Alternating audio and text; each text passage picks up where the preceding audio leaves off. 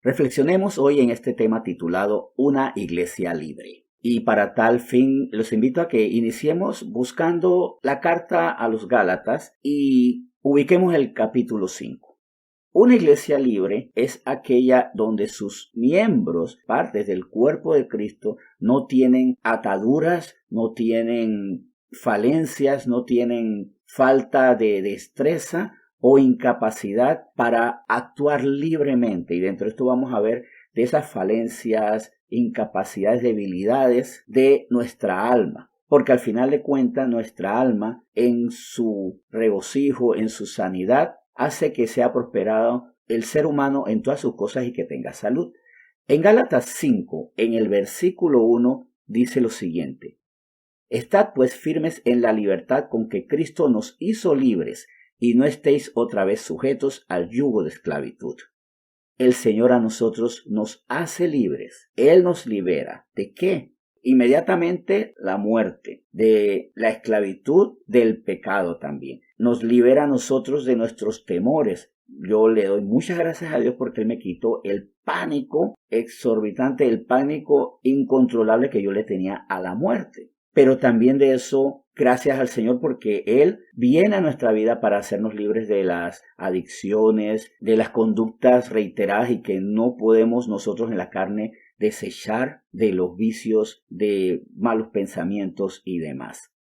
Él nos hizo libres, pero muy importante, recordemos que nosotros debemos vivir como personas que no están sujetas al yugo de la esclavitud, o sea, Cristo nos rompe las cadenas, no podemos encadenarnos, no tenemos que buscar otras cadenas. No debemos tratar de soldar esos grilletes y volver a esa vieja actitud, a esa vieja conducta, a esas viejas andanzas. Porque al final de cuentas, como dice Juan 8, es muy triste de lamentar que a causa de nuestra debilidad suframos lo que dice en el versículo 34. Juan 8, versículo 34 dice así: Jesús les respondió: de cierto os digo, que todo aquel que hace pecado, esclavo es del pecado. Por eso es que una de las frases más falsas que puede decir alguien es: yo hago lo que me da la gana. Sobre todo cuando, por no ser cristianos ni cristocéntrico, dice: yo hago lo que a mí me da la gana, a mí nadie me manda. Siempre le digo a esa persona: usted cree que nadie le manda, pero usted le está mandando su pecado, le está mandando su codicia, le está mandando su mezquindad, le está mandando su desorden sexual, su lascivia. Nadie que peca es libre. Por eso Él viene a quitarnos el pecado para que nuestras decisiones no estén sujetas a el mandato de nuestros pecados. Recordemos que el pecado da órdenes. Ahora no le hables a esta persona, ahora castiga, ahora roba, ahora miente. El pecado de la mentira, ¿qué le dice a uno? Miente. Debo decir la verdad, no, miente. El pecado de la codicia dice: quédate con eso, no deja más nadie, usurpa, roba, hazlo. Y cuando lo hago es que obedecí a la codicia que hay en mí. Por eso el Señor nos lleva a nacer de nuevo, muriendo a la naturaleza pecaminosa, para que entonces seamos libres de esos pecados que nos hacen sufrir, que destruyen nuestra vida, que nos frustran y que nos abochornan, nos avergüenzan delante de los demás. Y dentro de eso los demás, digo, alguien puede decir: yo no vivo a costa de los demás, pero entre los demás estoy hablando de los seres amados, de esa gente que nos importa. Porque cuando uno dice: yo no vivo de lo que digan los demás, o sea que el comentario de su madre, de su hijo, de su hermano, de su pareja que le ama, no importa. Porque miren cómo a veces nosotros hasta nos cegamos. Yo no vivo de los demás, desestimando que los más importantes de los demás son esas personas que amamos y que nos duele mucho que ellos nos vean a nosotros tropezando, cayendo, golpeándonos y haciéndonos daño. En Deuteronomio capítulo 5, el Señor nos recuerda nuevamente que a través de Él y ahora a través de Jesucristo nos saca de un estado donde no tenemos libertad para ahora sí ser libres. Deuteronomio 5, versículo 15 nos dice así: acuérdate que fuiste siervo en tierra de Egipto y que Jehová tu Dios te sacó de allá con mano fuerte y brazo extendido, por lo cual Jehová tu Dios te ha mandado que guardes el día de reposo. Acuérdate. Siempre acuérdate de dónde Dios te sacó, pero acuérdate para que cuando hagas eso de nuevo, tú digas: ahora que yo me acuerdo, yo hacía eso antes. Cuando hoy robes, tú digas, pero si yo robaba antes, ¿qué pasó? Había dejado de hacerlo. Acuérdate que cuando hoy le digo palabras terribles a alguien, cuando miento a alguien, yo diga, pero si yo antes era esclavo de la mentira, ¿qué está pasando? Porque Jehová, nuestro Dios, nos sacó de allá con mano fuerte y brazo extendido. O sea, Él fue hasta donde estábamos para sacarnos de allí. Por lo cual, Él, el Señor, nos dice que guardemos el día de reposo, y guardar el día de reposo es reposar en Él. El día del Señor es Él. Él es el Señor del día del reposo. Nosotros que no vemos las escrituras de forma legalista, sino espiritualmente, y porque el Señor mismo lo dijo, en el día de reposo Él trabaja. Cuando nosotros reposamos en Él, Él hace que nosotros se cumpla toda la ley. Entonces, por medio de su obra, nosotros ya podemos ser libres del pecado. Entonces, cuando reposamos en Él, ya nosotros no vamos a volver a lo que antes hacíamos. Y me acuerdo de eso, me acuerdo de mis pecados para decir, ya yo no vivo así. Yo me tengo que acordar de mis pecados para, si lo vuelvo a hacer, decir, oye, estoy haciendo esto y está mal.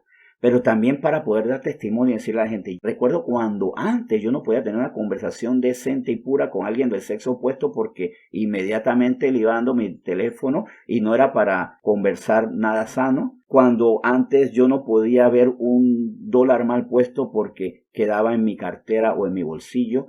Cuando antes yo ante el peligro inmediatamente mentía y ahora no, ahora digo la verdad. He cambiado porque soy libre. Y este mensaje es muy importante porque al final de cuentas, ¿cuál es la alegría de una iglesia? Tener miembros libres. Una de las aspiraciones que yo tengo es que todos seamos libres. No digamos que hemos alcanzado la plena libertad, pero que no dejemos de ser libres. Cuidarnos unos a otros, exhortarnos unos a otros, por amor comprender, incluso con misericordia, las ataduras de unos y otros, para exhortarnos, para decir, mira, yo te ayudo, oremos por eso. Tú todavía estás atado o estás atada a la incredulidad. Tienes una atadura muy fuerte a la codicia. Tienes una atadura que no puedes o no quieres romper y tienes que romperla hacia la maldad, hacia la venganza, hacia la violencia. Tienes que ser libre de esto. Tú no puedes dejar que el pecado te gobierne esa área. Recordemos que al final de cuentas, como dice Lucas 4:18, nosotros tenemos el Espíritu Santo que, dándole poder al Señor Jesús cuando sale del desierto y dándonos poder a nosotros cuando vivimos ese Pentecostés, porque hemos recibido el Espíritu Santo, pero tiene que haber un poder en nosotros, el Espíritu Santo. Entonces podamos decir lo que dice Lucas 4:18. El Espíritu del Señor está sobre mí por cuanto me ha ungido para dar buenas nuevas a los pobres. Me ha enviado a sanar a los quebrantados de corazón, a pregonar libertad a los cautivos y vista a los ciegos, a poner en libertad a los oprimidos. El Espíritu del Señor en Jesús libera. Y si nosotros somos pobres, quebrantados, estamos esclavizados, estamos ciegos, oprimidos, el Señor está aquí con el Espíritu Santo para darnos la buena nueva. Pobres, ya no vivan esa pobreza de fe, pobreza de autopercepción, de amor a sí mismos.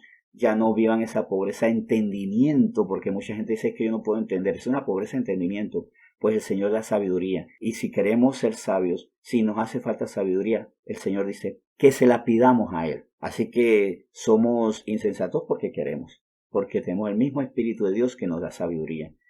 Si estamos esclavos al dolor, a la tristeza, Él viene aquí a sanar a los quebrantados de corazón, para que no por ese quebranto de corazón se metan con cualquier persona por ahí, o de repente acepten cualquier propuesta por ahí, de amistad o de lo que sea, para ya no estar tristes, sino al contrario, estar sanos, felices, seguros. Él vino para dar libertad, pregonar libertad a los cautivos del pecado.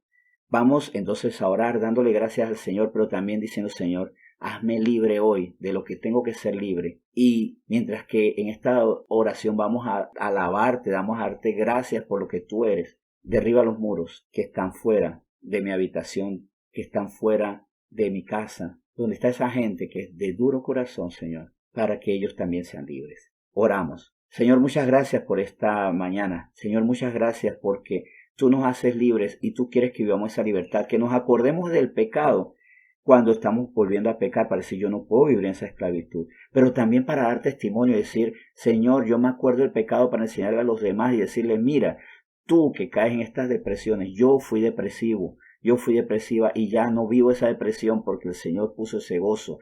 Me reveló las causas de la depresión y por eso ya yo no caigo en esto. Yo que antes era alcohólico, yo te muestro cómo el Señor te puede liberar de ese alcoholismo. Yo que antes que era vengativo, el Señor me dio paz y ahora más bien perdono. Por eso tengo que acordarme de dónde salí y dónde el Señor extendió su mano poderosa para sacarme de allí, para vivir libre, para saber que he sido sanado en mi quebranto, que ya tengo vista para ver lo espiritual, ya no hay opresión en mí. Señor, yo te pido por una iglesia sana y también para que respaldes a esta iglesia, para que llegue a los quebrantados, a los esclavizados, a los ciegos, para que llegue a los pobres y los pueda liberar. Ayúdanos, Señor, te alabamos, sabemos y con esto finalmente te alabamos diciendo, tú eres, tú haces y tú derribarás los muros. Derriba los muros, Señor, mientras nuestra vida es continua alabanza, exaltando tu buena obra. Te damos gracias por lo que hoy nos ha enseñado, en nombre de tu amado Hijo Jesús. Amén.